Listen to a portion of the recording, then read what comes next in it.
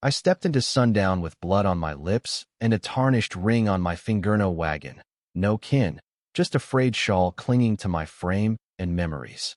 My name was Clara, though few asked and fewer cared.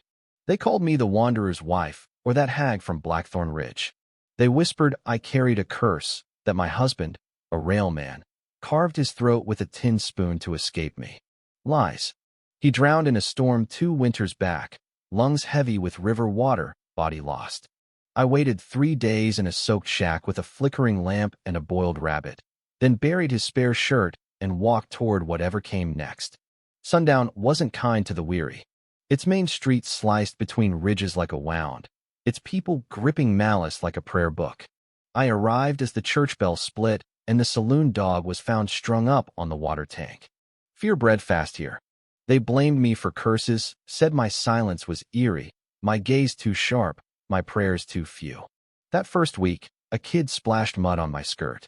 The next, a shopkeep cheated my change and slapped me for noticing. By the third, someone smeared filth on the chapel pew I dared to touch. The preacher stayed mute. Everyone did. I settled behind the old tanner's shed, in a lean-to half-eaten by wind. Nights froze, days burned worse. Work, when it came, was peeling potatoes at Grayson's kitchen, skinning rats for the trapper's son, or scrubbing floors where painted girls never aged. Every job ended in bruises, insults, or a long walk home, jaw locked to cage the tears. The abuse started with stares, sizing me up like butcher's meat, then shoves, a bottle smashed against my back, then fists and boots always public, always gleeful, souring the air. I didn't fight back, not yet. I curled tight, silent as a sealed grave. At the spring cattle auction, a rancher saw it. He leaned on the fence, hat low, chewing licorice, thumb hooked in his belt. Amos Cain, they called him the Iron Bull not for his herd, but his temper.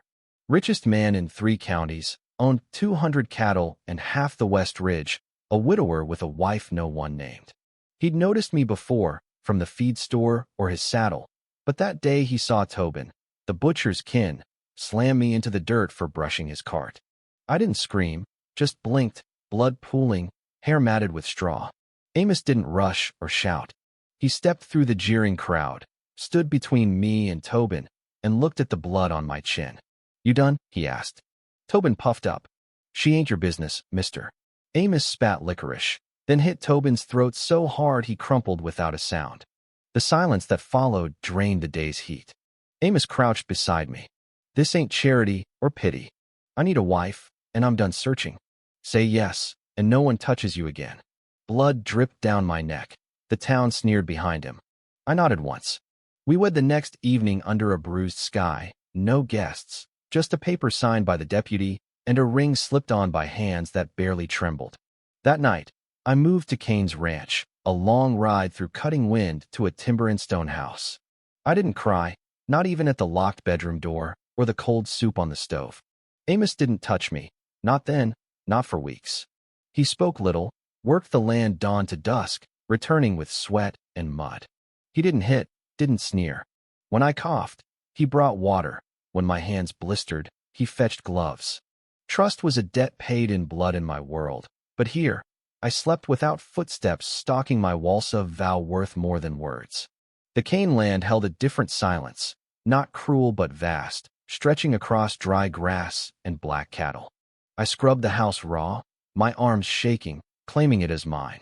Amos rode out at dawn, nodding once, never asking for food or affection, just giving me his name's shield. In town, that name turned eyes away. The beatings stopped, the laughter soured. Men who spat now ignored me. Those who didn't shrunk fools or bold boys vanished from the streets briefly. Evenings, Amos whittled on the porch, passing me whiskey. We sat, still, until stars burned through the dark. I learned the house its creaks, its smells, the lights pull on the kitchen floor. I found a room with a broken chair and a ledger of cattle brands, a tin box with hairpins, and a child's glove. I didn't ask. Once, I saw Amos by a grave near the orchard, its stone-worn blank. "She hated roses," he said. Said they smelled like death. I didn't pry. That night, I dreamed of a girl with ink-stained hands and hollow eyes. By summer, I rode with Amos. He warned the land was rough. I mounted a mule without asking. He didn't stop me. I watched him mend fences, birth calves, bury a snake-bit dog. He cried once, thinking I didn't see. We spoke in scraps, too dry this year. He'd say. I'd nod. He taught me to shoot, the rifle kicking me down. That's how you know it works, he said. I laughed, sharp, and he helped me up. By fall, I could shoot a rat at 50 yards and gut it blind. One night, a rider came, reeking of whiskey, teeth brown. Didn't know the iron bull got himself a new one, he sneered, eyeing my dress. I raised the rifle. He froze. Tell your husband Eli Vance was here. He owes, and I don't like waiting. He left. I told Amos. He's not wrong, he said, face hard. I owed him once. Not anymore. I didn't push. Winter hit brutal, killing 7 cattle. Hands quit. We worked through blizzards, scarves over mouths, burying cows by the orchard.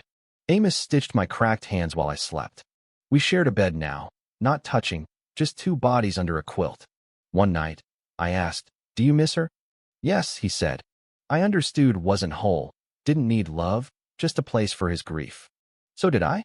A preacher's boy brought a letter. A man called me a witch, carved my name on chapel doors, demanded a bloodletting. Amos burned the letter, rode to town with me behind him.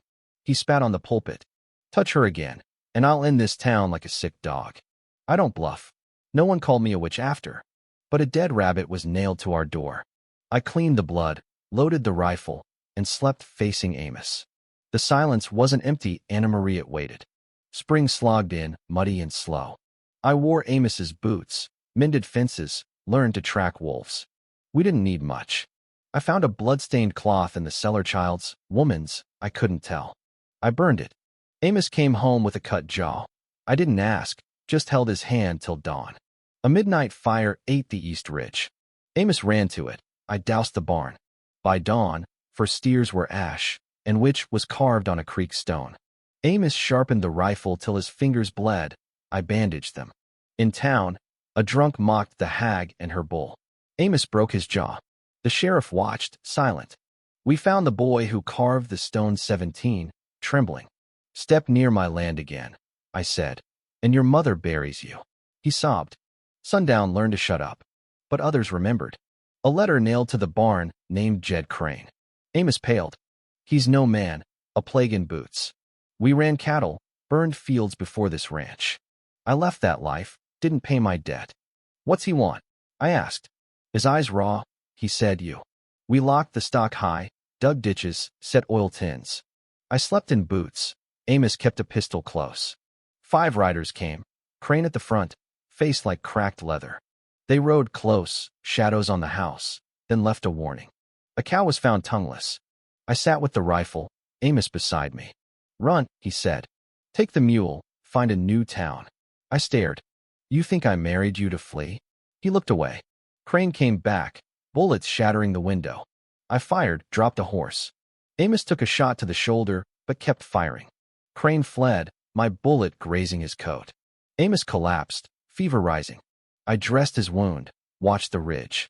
3 days later, I packed the rifle and rode north to the Nameless Canyon, a red scar where men vanished. I followed Crane's trail, broken twigs, blood on a stump.